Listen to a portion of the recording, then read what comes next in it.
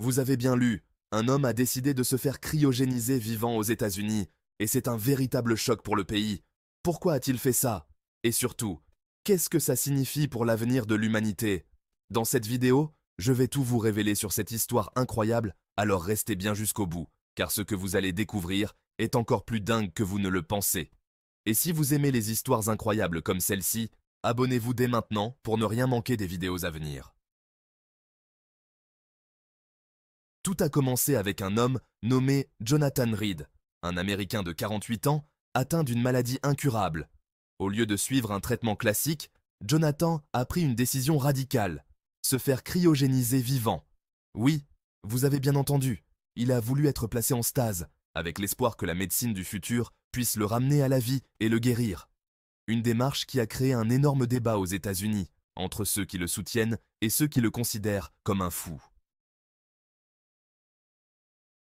Mais attendez, comment a-t-il réussi à obtenir l'autorisation légale de se faire cryogéniser vivant? C'est là que ça devient encore plus intéressant. Aux États-Unis, la cryogénisation est encore entourée de beaucoup de mystères et de controverses.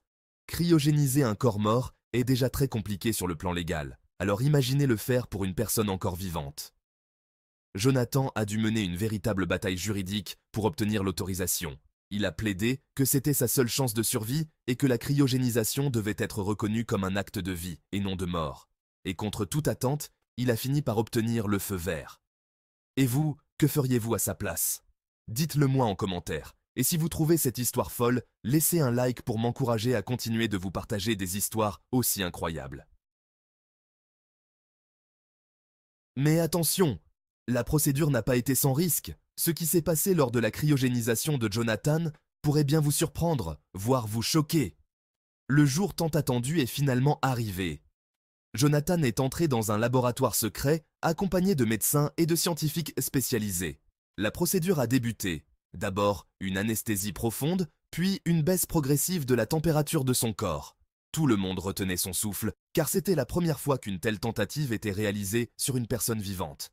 L'équipe médicale savait que chaque seconde comptait, et que le moindre échec pourrait être fatal.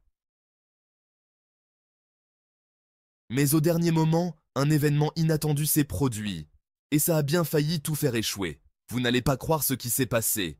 Juste avant d'atteindre la température critique, Jonathan a montré des signes d'instabilité vitale. Les médecins ont hésité à arrêter la procédure, mais Jonathan avait laissé des instructions très claires. Il voulait continuer à tout prix, même si cela signifiait prendre des risques énormes.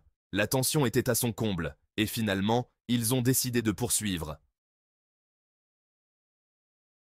Jonathan est maintenant en état de cryostase, dans l'attente de la médecine du futur. Il pourrait être réveillé dans 50 ans, 100 ans, ou peut-être jamais. Mais pour lui, c'était la seule chance de survivre à sa maladie. Et cette histoire soulève une question fondamentale. Jusqu'où irions-nous pour prolonger notre vie? Seriez-vous prêt à prendre le même risque que Jonathan? Est-ce une avancée pour l'humanité, ou juste une folie de plus? Si cette histoire vous a bouleversé ou intrigué, abonnez-vous pour découvrir d'autres récits incroyables et futuristes.